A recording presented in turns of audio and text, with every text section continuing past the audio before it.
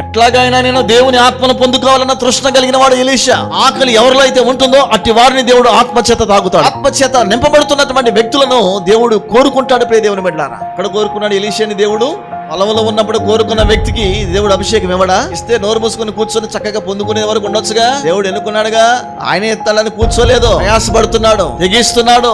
ఎక్కడికైనా ఏ స్థలానికైనా వెళ్ళడానికి ఏతో పాటు వెళ్ళడానికి ఇష్టపడుతున్నాడు. ఈ రోజు ఆత్మీయ ప్రయాణం చాలా మంది ఎక్కడ ఆగిపోతున్నారు అంటే బేతేల్లో ఆగిపోతున్నారు. ప్రార్థన చేయడం ఆగిపోవడం, మొరపెడుతున్నాగా ఇంక దేవుడిని చూసుకుంటాడులే, కానీ ఒక్క అడుగు ముందుకు వేయాలి.